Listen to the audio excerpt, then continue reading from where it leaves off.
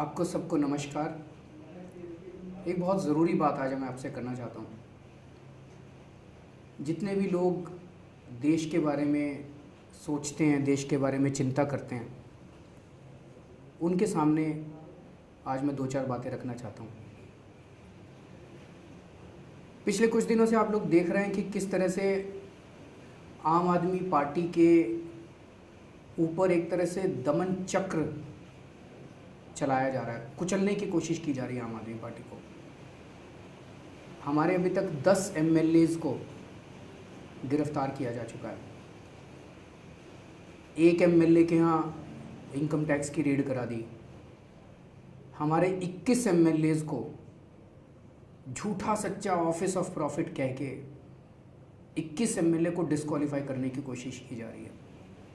हमारे एक एमपी भगवंत मान को सस्पेंड कर दिया इन लोगों ने। तो पूरी तरह से एक तरह से दमन का चक्र है।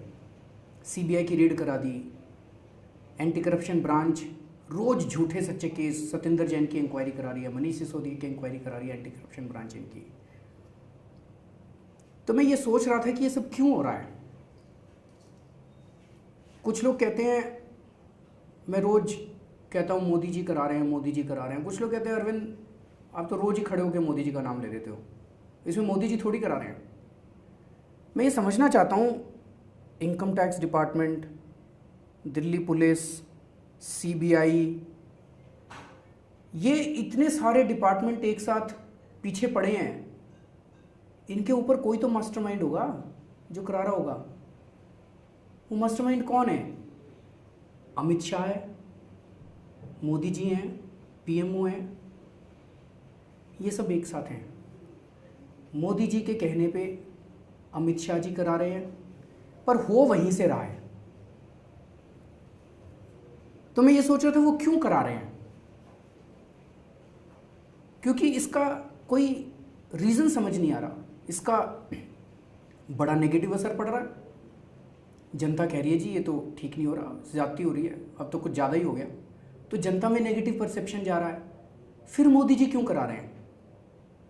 तो जो लोग अंदर के लोग बताते हैं कि मोदी जी बिल्कुल बुरी तरह से बौखलाए हुए हैं हम लोगों को लेकर, बहुत ज़्यादा बौखलाहट में है, गुस्से में है, बहुत ज़्यादा गुस्से में है। और वो लॉजिकली नहीं सोच रहे इस बारे में, क्योंकि इसका कोई लॉजिक ही नहीं बनता। रोज एक एमएलए को पकड़ के, और जितना के खिलाफ अभी तक एमएलए को पकड़ पकड़ के डाला है, 2 दिन में सारे छूट के बाहर आ जाते हैं। एक मामले के अंदर जरा सा भी कुछ साबित नहीं कर पाए, सारे छूट के पकड़ते हैं, 3 दिन जेल में डालते हैं, फिर वो वापस आ जाते हैं। जिन जिन केसेस में ऑर्डर आए हैं उनमें कोर्ट ने जो लताड़ा है पुलिस को, जो लताड़ा है एजेंसीज को कि भाई तुम राजनीति कर रहे हो, एक भी केस में एक भी दोष साबित नहीं हुआ। तो ये क्यों कर रहे हैं? तो लोग बता रहे हैं बुरी तरह से बौखलाए हुए प्रधानमंत्री जी हम लोगों को लेकर, और वो दिमाग से काम नहीं कर रहे। क्यों बौखलाए हुए हैं मुझे नहीं पता, लेकिन अलग अलग लोग अलग अलग बातें करते हैं। कुछ लोग कहते हैं दिल्ली में काम बहुत अच्छा चल रहा है, केंद्र सरकार काम नहीं कर पा रही बिल्कुल, तो कंपैरिजन हो रहा है। कुछ लोग कहते हैं कि दिल्ली की हार को नहीं पचा पा रहे।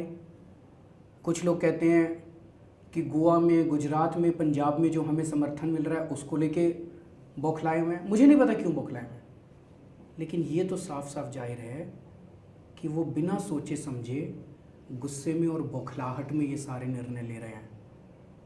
ये मेरे लिए सबसे ज़्यादा चिंता का विषय है कि अगर किसी देश का राजा बौखलाहट में बिना सोचे समझे गुस्से में निर्णय लेने लगेगा तो उस देश के लिए तो बड़े खतरे की बात है।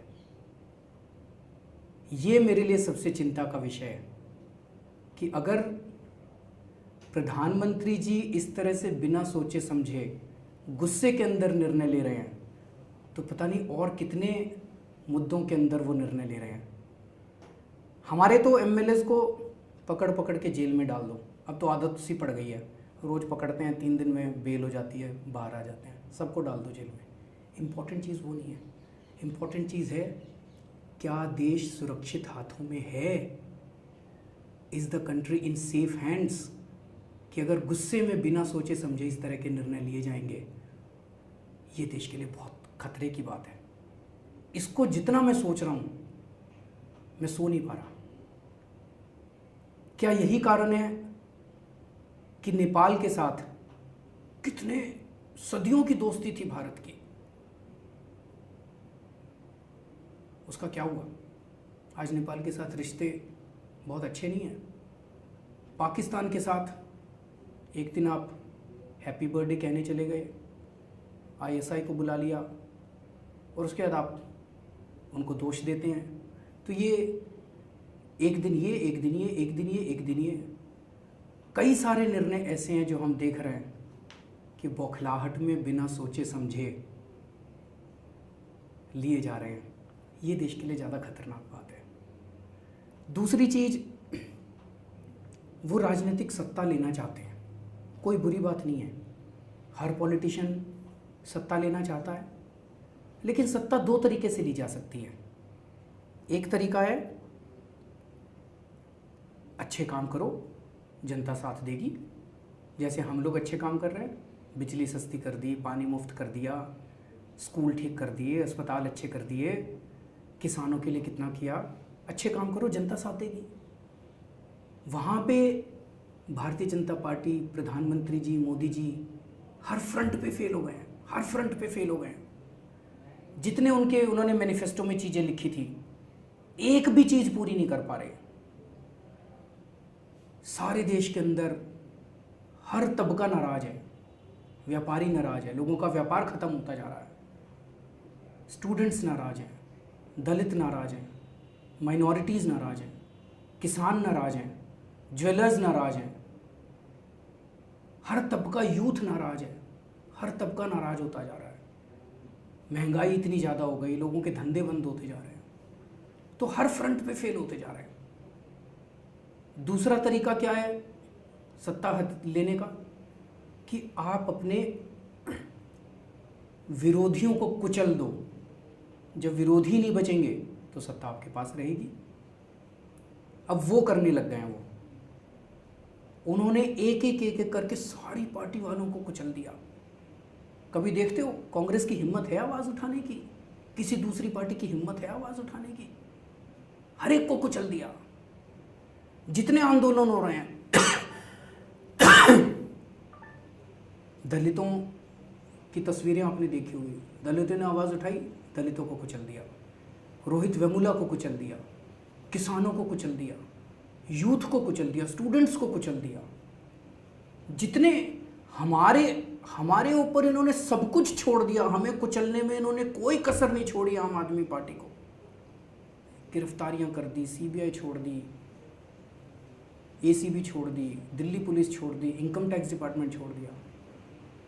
हमारे हौसले को ये नहीं कुचल पा रहे।